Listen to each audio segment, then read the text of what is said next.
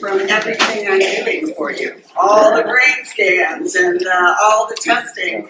And so we wanted to set up this day so that we could have the opportunity not only to thank you and to show our appreciation for everything that you do for us, all the sacrifices you made, for all the things we put you through.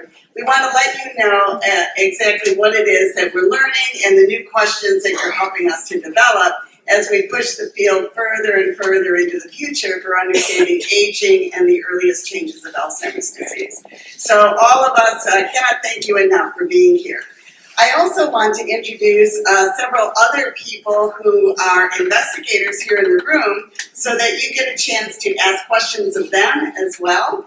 One of the other co-leaders of the Outreach and Recruitment Corps is Dr. Deborah Blacker. She's over here. If all of you can please stand when I call your name and have a wave. Many other things besides the Outreach and Recruitment Corps, and you're going to be hearing a lot about that in Dr. Hyman's talk. We also have Dr. Steve Gompertz, who is here. Where are you, Steve? Yay! Heads up a lot of the evaluations in Parkinson's disease and Lewy body disease, so you know that not only are we interested in aging, but also many other neurodegenerative diseases as well, besides Alzheimer's disease. We also have Dr. Gad Marshall, who's also one of our behavioral neurologists. His interest is actually in neuropsychiatric symptoms, apathy, and as well as performance measures of activities of daily living. So all of those telephone tasks that you take in the piloting study are a part of his design.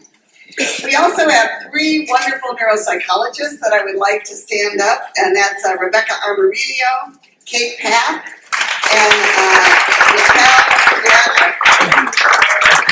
We also have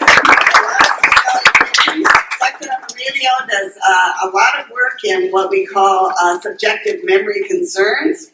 Kate is interested in doing things on semantic memory and processing, and Yakel is also does work with the Colombian population in presenilin 1 familial Alzheimer's disease. So we're wonderful. We're really grateful that they're here. And then last but not least, we have Jeanette Gunther. Where's Jeanette? There she is. Many of you know Jeanette because she is the study coordinator for the Massachusetts Alzheimer's Disease Research Study for many years, along with other affiliated studies that I know some of you have been coming for 17, 18, 19, 20 years doing some of the same tests that we've been asking you to do. So we're really grateful to Jeanette for heading all of that up. So now it's my privilege to introduce the one of the main speakers. What we're going to do today is have 4 talks on 4 major areas of research that we're doing. The first is going to be Dr. Brad Hyman, who is our fearless leader, the director of the Massachusetts Alzheimer's Disease Research Center.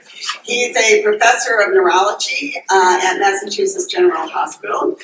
Not only does he do very cool research in the understanding of tau and mouse models of Alzheimer's disease, but he also is a clinician and a neurologist and sees patients as well.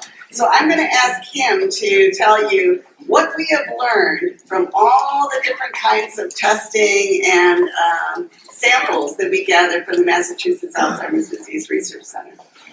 Brad?